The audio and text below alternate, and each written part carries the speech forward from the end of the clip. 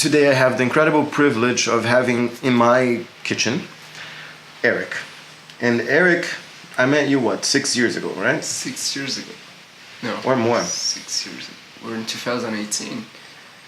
That's 2014. It's actually 4 years ago. 4 years. No, you were less than 20. I was? It was before 2013. It was before the revolts, before the protests, before the guns in the street. It's either 2012, 2011. It was a while ago, man. Yeah, man, I can't even retrace this. Yeah. It's like ages. And why it's a privilege for me to have Erik in my kitchen is that the way we met is he came to a workshop of mine, or a few of them, that I had also the good luck of doing in a space in Rio that was brand new at the time, and we had wild dreams. It's maybe one of the first co-working spaces in the city that actually had a proposed vision behind the co-working other than just come here and work from here. I don't know, somehow he stayed in my life. I probably provided some kind of value to him. He also changed a lot over the course of these 6 years and achieved a lot. I'm not exactly proud of the mustache, but I'm proud of everything else.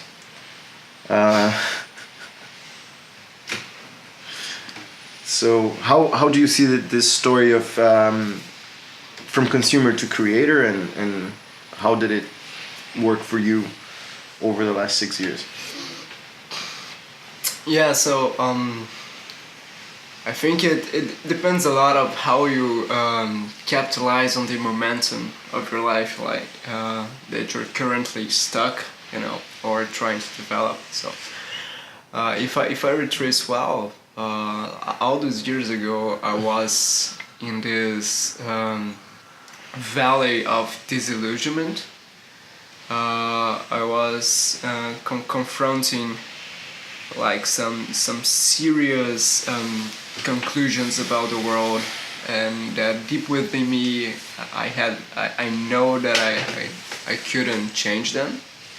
So I was facing environmental collapse, facing the traumas of my family, facing the Brazilian reality of working a job that sucks, that you don't like, and eventually getting fat and drinking every day to forget all of your shitty life, right? And it was in this moment of absurd discoveries about things that weren't in books, that weren't easily accessible through the internet, and those things are like human relationships. So I began to interact with a lot of different realities through different people from outside my existing circle, right? So stepping out of my territory, meeting new inhabitants of this newly found territory, and I found out, for my surprise, that the rules there were like very different. I mean, same country, same state, even same city. Though I doubt this one these days. I don't think it's the same city. But rules were absolutely different, You mean when you found this co-working space and this community and all these people? Yeah, I mean, there were like other objectives for these people. There were other complaints. There were other forms of pleasure. There was a whole new menu of thoughts, to consume, and I used to love to consume thoughts back then. So I was like in face of different realities that didn't make sense to coexist, because one had so much better things than the other, and I was like hyper confused. It was a moment of a lot of confusion. Instead of being a moment where I decided what would be the right track to follow, I had like no right tracks to follow. So I was exploring sideways, let's say. Mm-hmm. And so you found, yeah, I remember those courses because it was very much in the beginning of the co-working space. We had a lot of liberty to shape the content however we wanted, and I was presenting things that were quite radical, and the the owners of the space didn't really have any oversight of what I was going to say before. So I was talking about Robert Anton Wilson, and I was talking about general semantics and Kotzybski and the nature of the mind. Some things that kind of edged into mystical territory at the time a little bit, and kind of creating a panorama of what was necessary for your personality or for your system, for your emotional, rational, spiritual system to be able to face overwhelming odds to shape reality, right? I think that was kind of what we were. Yeah. And then I showed a scientist, a poet, and an entrepreneur, and I try to trace what they had in common. All right. So you were exposed to this contrasting world with different views of success, different strategies to get it, with different views of pleasure, and you realized it was happening there all along, kind of in the same city, not in completely different neighborhoods, as if there was something like worlds upon worlds intermingling. And then you meet this guy talking about uncertainty, and that mapping is never enough, and that the territory and the map have to interact in a certain way, but you have to, at the same time that you are a map maker, you also have to be a driver. Right? That's kind of one of the things that I always bring about. So what did you do about it? With this mapping collapse that you faced, in fact, you're driving right after it. So if I try to be very true to the metaphor, you don't. But you don't have to. I was driving like at full speed, into the unknown. So that was what I done. I mean, the setting was very interesting because at one side I had like this whole new collection of values and meta values, this exploration of what values were, since in the past I only got to choose between values and being put into categories. I didn't have much time to think about categories, that was the previous game I came from. So understanding the rules of the game, of the categories game, was a very interesting journey in itself, right? At the other side, I had like, I've never been exposed to mystical subjects in a way that really captured me, And somehow I was seeing things without this veil of bullshit, and mind control. That happened in my previous life. So now somehow I had a path, to study all of those, and then drugs. But that took a few years. That took a few years, but that was the beginning.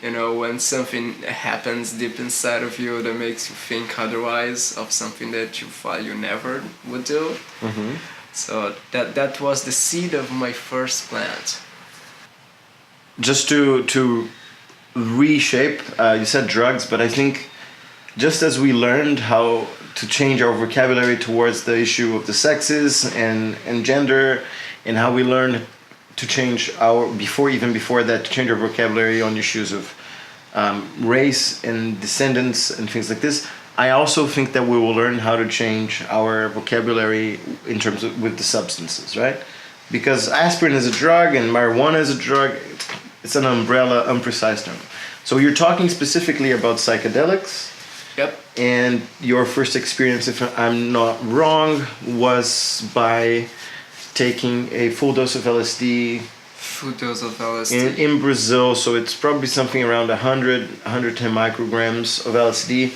And I remember that one of your first impulses was to get in touch with me. Yeah. And I was already living in Germany at the time. And it was in the same place where our workshop happened. In the same place. In the Okay, same great. place. So I was back there to that same room, but now in a very different set, let's say. And the LSD, I mean, this is something that I really need to stress here. That is, when you're into self-knowledge and into developing yourself, there is this efficiency bias where you're like, I need to get better at this, I need to get better at this, okay, let me set another goal and let me find something new to discover and to understand. And then you kind of have a very it's very clear that there is a direction that you're pursuing. Even if you're going sideways, you know that you're going sideways. But there is a point where there's a turning point in this story, that you get to a place where you can't orient yourself anymore.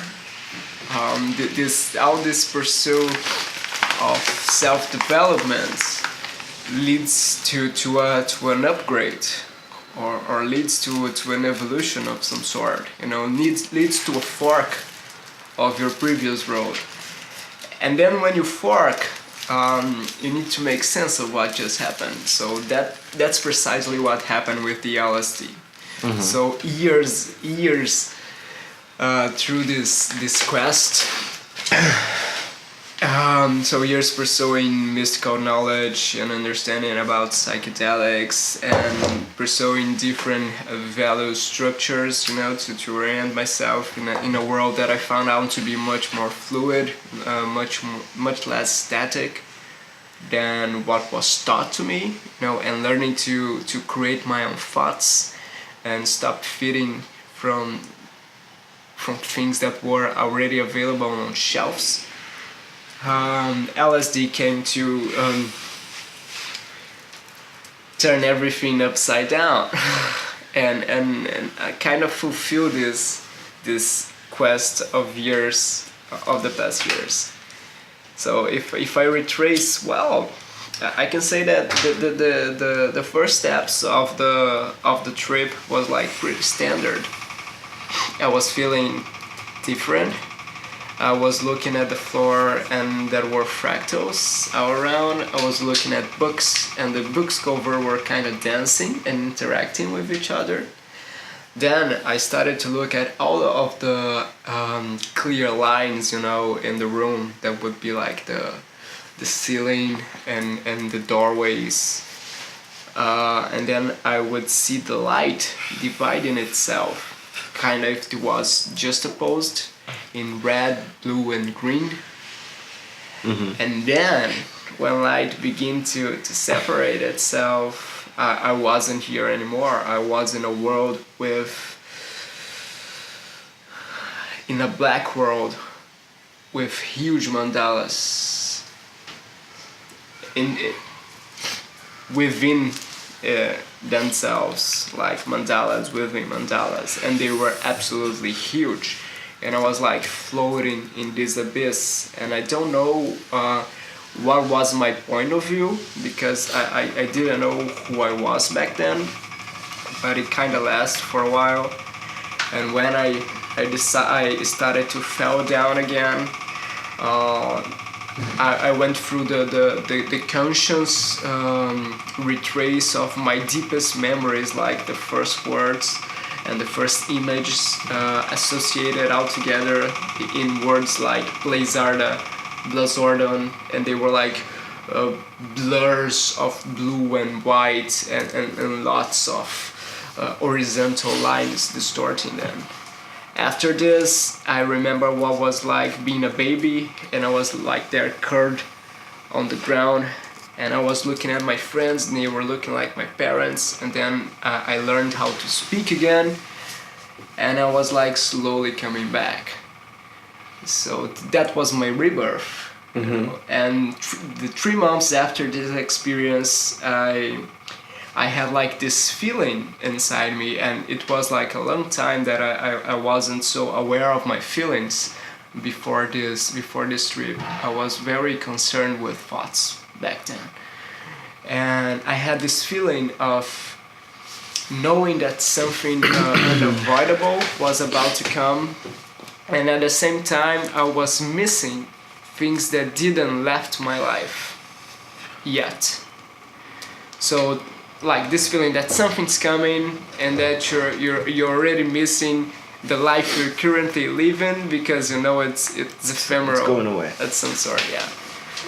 So I was like slowly dying in the months after the trip, and I had like no signs of what to do, where to go.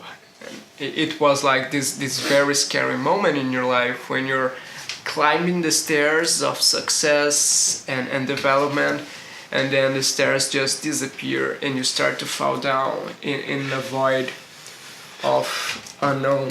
And why do you describe that as a good thing? Because I imagine if we ever publish this video and people listen to you saying, well, I was climbing the stairs of success and then I was falling down.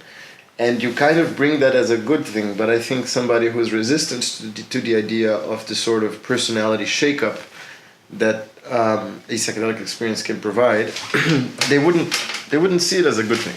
Question one. Question two, just to also create a parallel, because you gave a long description of a process that has been compressed in the last year and a half, but there's also 4 years before that when you were building up to the maybe the self-confidence of taking that step. And because we are kind of here exploring a polarity between creation and consumption, the act of taking LSD, as beautiful and as bright and as religious as it can be, it's still an act of consumption. So I just want to kind of maybe confess a intuition that I'm having now, that the actions of creation, because they're coming from you probably are taking them for granted, because I'm sure they existed. I remember you creating a class which you called Hacking the Einstellung, and we had other encounters. We went to China, we did a giant event in Brazil. There was moments where I was in a turbulent state, where I was challenging everything, and I was also not taking very good care of myself. So just making sure that we still polarize creation to consumption, hopefully discovering something new about ourselves in the process. And also, like, why is this sensation of being less sure of what the fuck you're up to and how clear your goals were and how you were on the feeling of being on the right track, and why maybe losing that can have a positive side, or at least I see in your voice as a positive side. Yeah, so I think the bad thing was like to instead of climb the stairs, we're like climbing down and getting back to where you were previously. Mm-hmm. This feeling of falling in the abyss of the unknown. The curious thing about this is that somehow the abyss propels you forward. You know, it's down but forward. Like you're gravitating up, and it's like you feel that the chains are loose, and somehow you have so much more in this time frame. So this is like what living the moment feels like. You know, you're there. You're feeling from the most beautiful to the worst feelings, and I think this is a very creative moment. You know, like the consumption of this substance led to months and months and months, a whole year of creating a new reality. You know, like reclaiming my ontology. So if I would be creating something in this period, would be going back to the basis of my stack of existence and designing my own ontology. But yeah, you're sure. In the previous years, from the period of intense conflict and the huge consumption of different value systems and maps of reality, it led me like to a point of overflow, where the system itself wouldn't implode like in the years to come, but in a point where I need to release some pressure, right? And through this release of pressure, I kind of disconnected myself with structures that were basically feeding me thoughts, orders, and different kinds of supplies that were no longer compatible with my appetite at that moment. So I created my own initiative that lasted like for a year. I was like mobilizing people in Northern Rio. But that was way before the acid, no? Yeah, I'm talking about the period before the acid. Okay, the period before the experience. Yeah. So the period where I was like designing I was designing applications, let's say this, Social apps. Yeah. Okay. Not as deep as my ontology, which is structures all. I was still with my own ontology, but I began to redesign my life from what was like on the outside. So I redesigned my job. I was creating projects. I was redesigning my social circles. I was interacting with people I didn't interact before, but now not as an outsider. Was like researching people in some sense, but I really felt I was like interacting with them in a very intimate level times. And yeah, and I had to redesign also how I was circulating in the city, and my business models, what kind of activities that with my current set of expertise I could offer to the world now. And I also had to redesign my education and how I would make sense of all this constant influx of different kinds of information and how I could organize them. Organizing things was a very, very, very stressful, productive, and somehow critical thing for me to move myself, during this period, because everything was.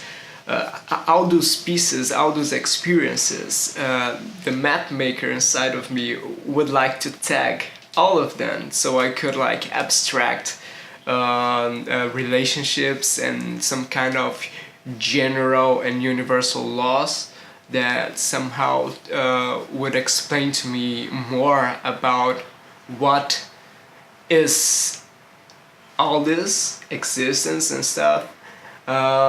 So I was like, I had a Pinterest board. Yeah, I had a Pinterest. You stopped with that? I stopped the Pinterest after it's the the LSD. most complete Pinterest in like social innovation and a bunch of topics actually.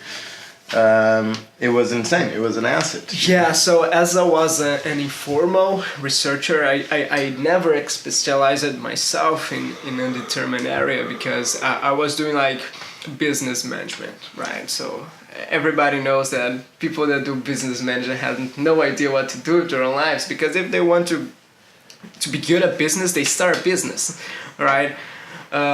So I was like categorizing things from different areas, and that made me a general knowledge guy who didn't know anything at its very core, but somehow could see points of connections between them, and was talking to a lot of people. So I was a researcher with a very low budget, that opens me to lots of not highly sophisticated but very needful jobs out there, that people would require often. So that became my business model. I was exploring knowledge sideways, and people need this kind of job, and there are many people doing this because they know that there's no future when you're like scratching the surface of things and never going through deeply. So people try to invest their times of their lives in going deep into stuff. I was into anything of that, but it was like very there are rewards. Let's say there are rewards. Mm-hmm. If you tell me that after this class I would go into a quest of direct encounter with the unknown, and I would experience existential crisis and would have to eventually let go of my former self to be born anew. You wouldn't have bought it. I wouldn't say it's bullshit, you know. Would you buy that? Would you buy something that And promises? I wouldn't buy it because all of those things are like very, very hard things, you know. They hurt big time, man, you know. They hurt big time. And if someone would offer acid to me again, I wouldn't take it. You know, it's enough, you know. Yeah, I was not involved in his acid experience, by the way. I was a continent away. Yeah. So, what I'm saying here is that there is a.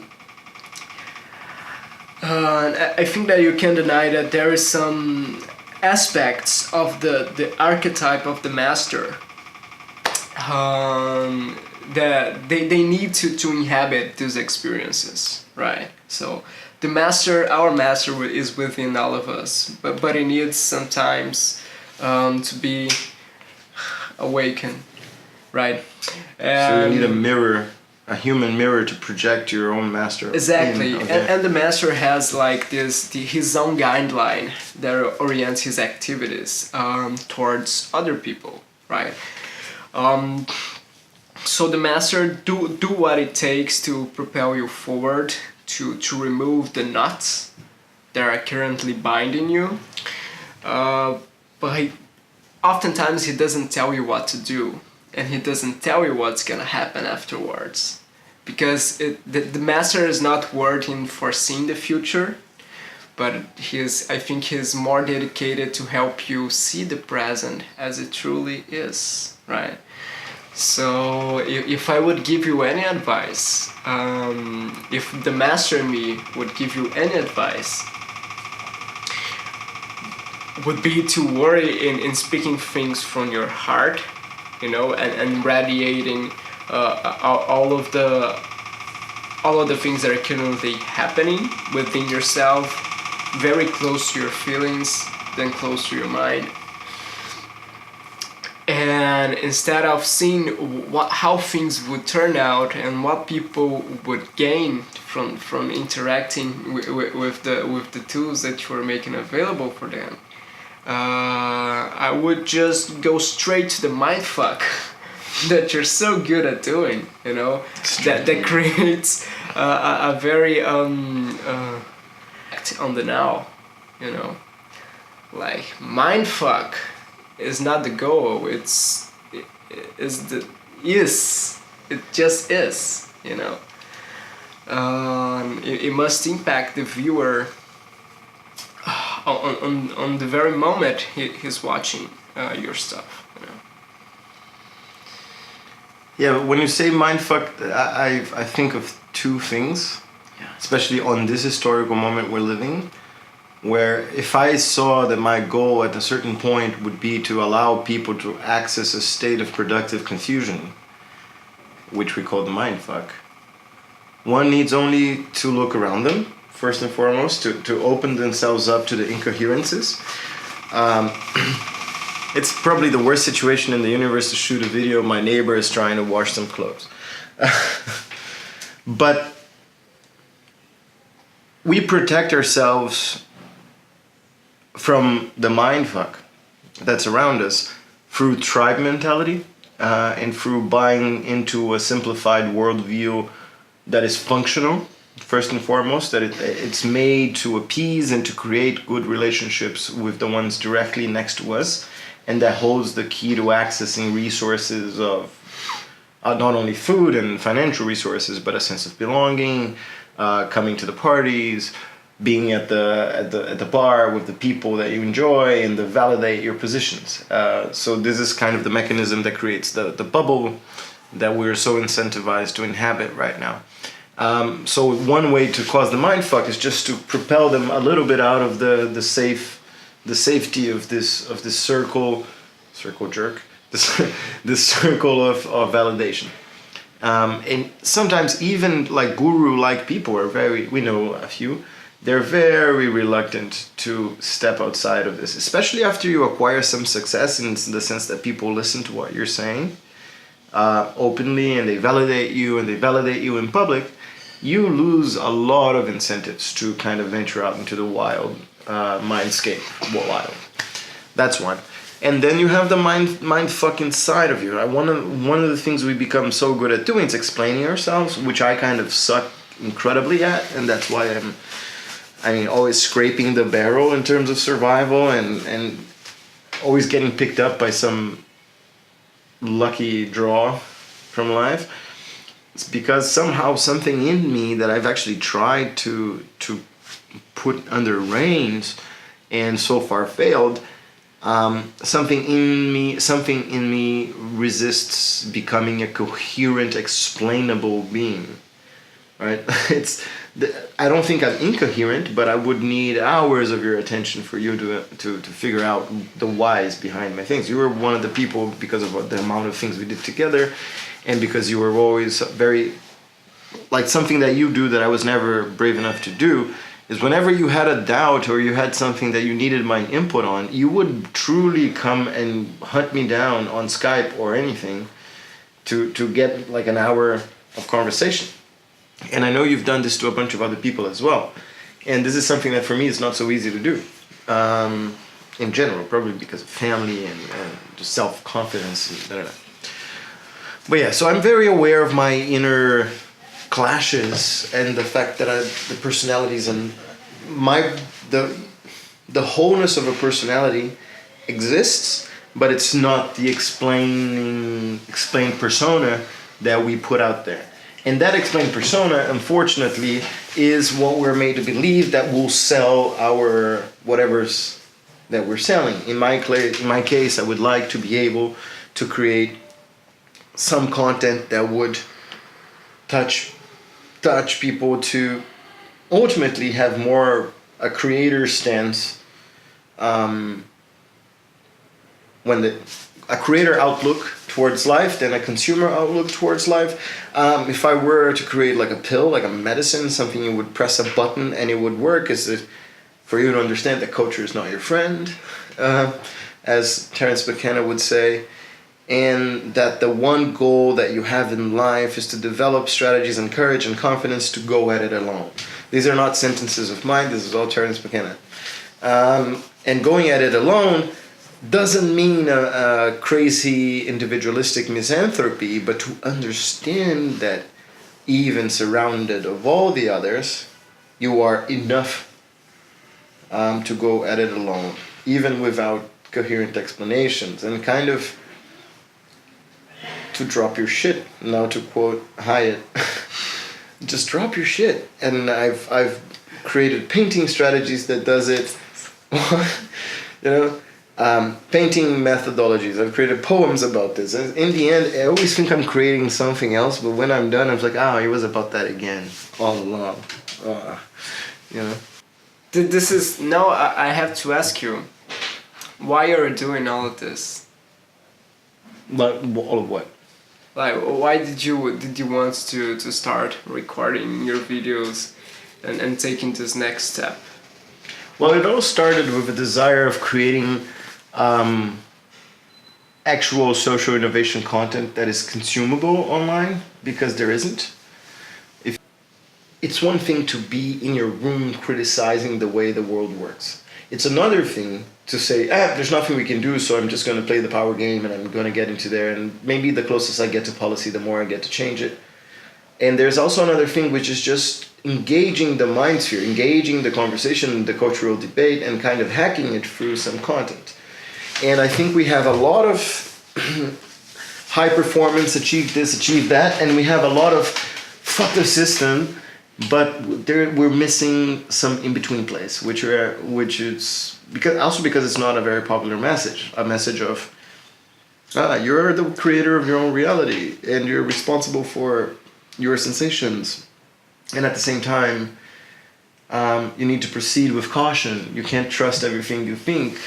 And at the same time, you should think what you thought because you have no other option. So question yourself without going blue screen. And all these cautionary, free thinking ideals, kind of everybody that tried so far to create content on this a little bit sucked. And either they fell into the sheer sensational, or they fell into the commonplace of be the best you can be.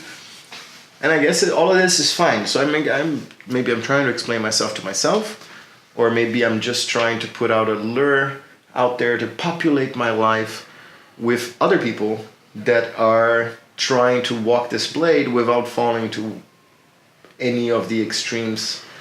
And maybe it's more than two. I don't know. Why am I doing this? I don't know. There's a financial desire to create a modest, or I think I wouldn't like to have a huge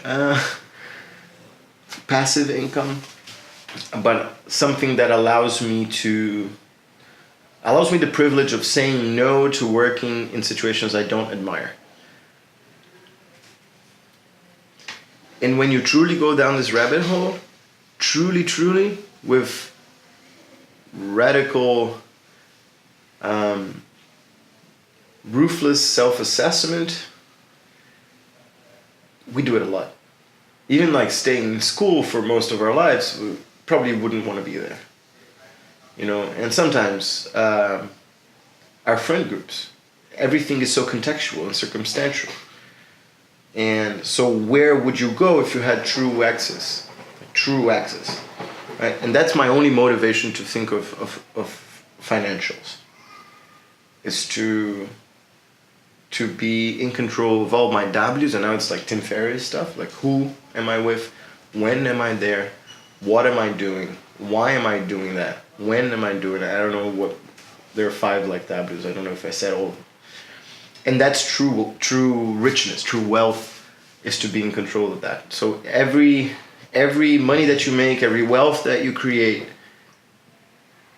that is created through relinquishing control over a W or aspects of a W, that's a dangerous compromise. And if you get used to doing that a lot, then the journey of self-discovery is going to be, there's going to be at least some locked doors, right?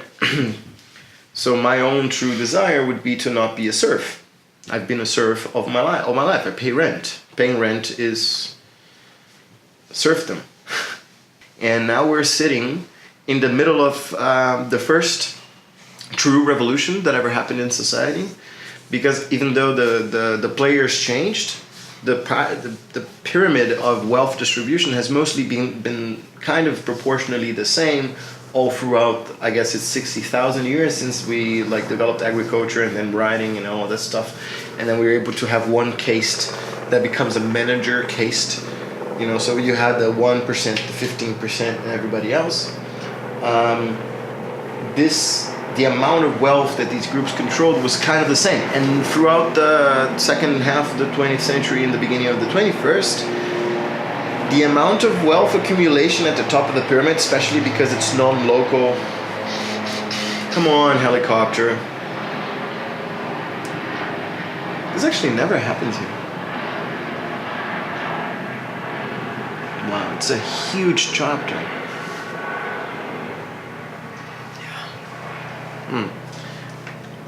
You're trying to silence me, system.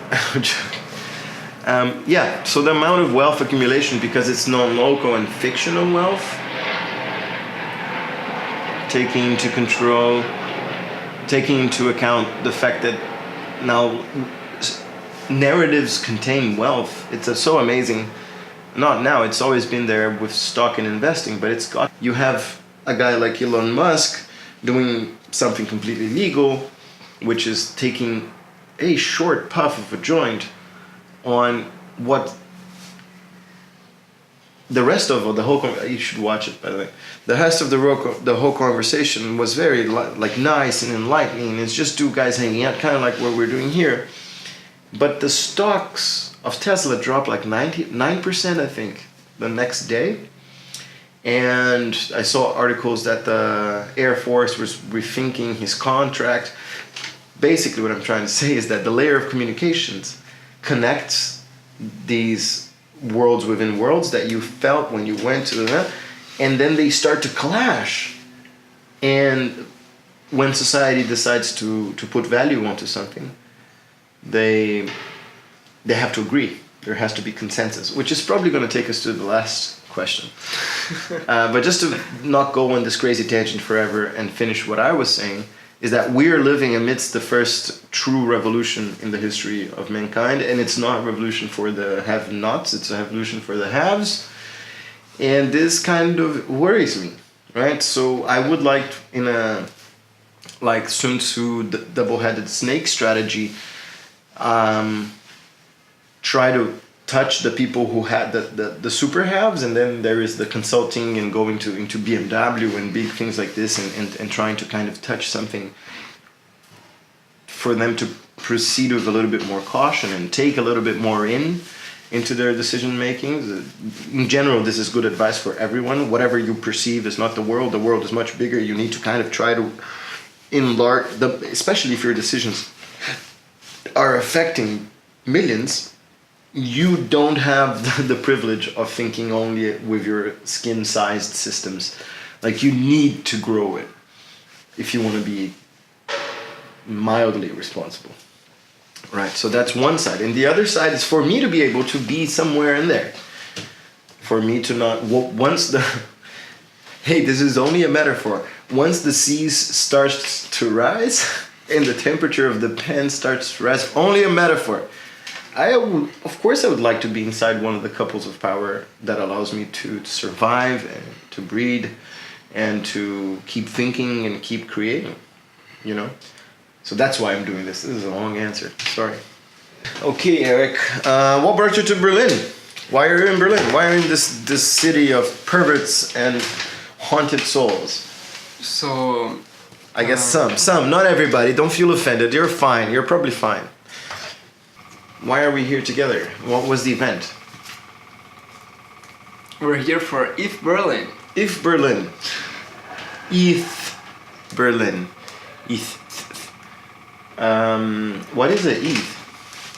ETH is actually the ticker for the Ethereum's blockchain cryptocurrency. Right. He's gonna explain this to you while I go find out how much ETH is worth right now. So a couple years ago, a guy called Vitalik Buterin decided to create a world computer on top of the existing technology of blockchain, which is a decentralized ledger technology. And then basically what Ethereum is, a world computer, is a decentralized computer that can run codes based on smart contracts. And it has like all of the advantages of being a decentralized computation platform where no one really owns it, you know, it's a public blockchain. But as any kind of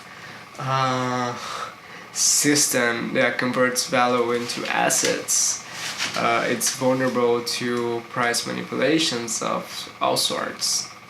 So when I bought my tickets to come to ETH Berlin, my ETH was worth 2 times what is in the present moment, which is $213. Not bad regarding the 170 from yesterday. Yeah, so life kind of connected us to this and led us to this very diverse ecosystem of cryptocurrencies and blockchains and decentralized technology, where people are basically trying to create a more just, fair, evenly distributed future through decentralized technologies, tackling problems of governance. Okay, I'm having problems here. We're not going to be able to go into this last topic of the DAO stack. Yeah. And that's because you're starting way at the beginning. And maybe we can do a video that's actually useful for the DAO stack with this. But then someday I will explain why the shirt's here. And I have work commitments exploding on my phone that I'm going to have to call now. And let's see how much of this video will survive and how much of it I can edit and put online. Maybe he's got a lot of time in his hands. Maybe I'm going to use it to teach him how to use basic editing software. No? Maybe.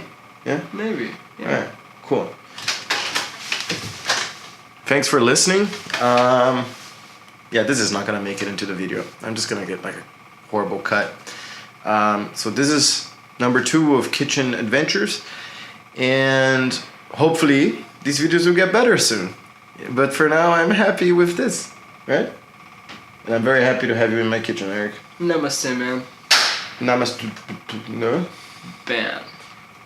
Blazorda. How is it? Plazarda. Plazarda. Blazordon. Blazordon.